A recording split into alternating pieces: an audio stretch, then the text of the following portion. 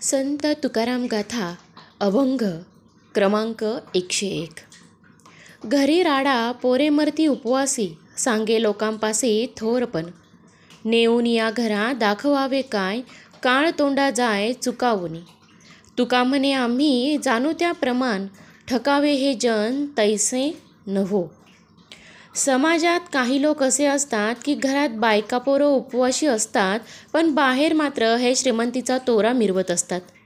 कुणी खरंच त्याच्या घरी येतो म्हटलं तर ते तोंड चुकवतात. तुकाराम महाराज म्हणतात, अशा माणसांचा दांभिकपणा आम्ही ओळखून आहेत. आम्ही मात्र तसे दांभिक नाही. अभंग क्रमांक 102. जोहारजी मायबाप जोहार, सारा साधवाया आलो वेसकर. मागील पुढील करा झाडा, नाहीतर खोडा घालिती जी. फांकू नका रजू झालिया वांचुनी, सांगा जी कोण घरी ती धन्या.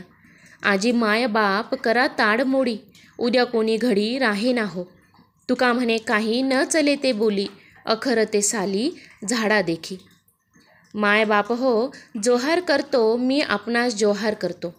मी वेसकर तुमच्याकडील कर्म आकर्माचा सारा मागण्यासाठी आलो आहे.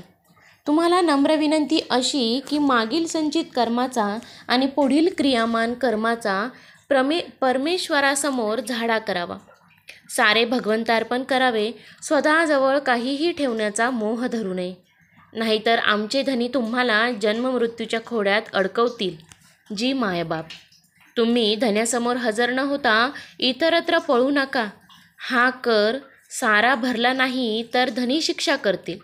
आमच्या धन्याचा हात धरून शेकेल असा जगात कोण आहे का सांगा.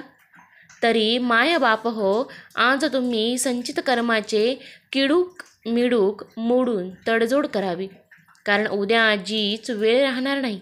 तुकाराम महाराज म्हणतात, अखेरीस जर भगवंताला शरण झाले नाही तर सारा भरण्याचे राहून जाईल आणि खोडा घातल्या जाण्याचे चुकणार नाही.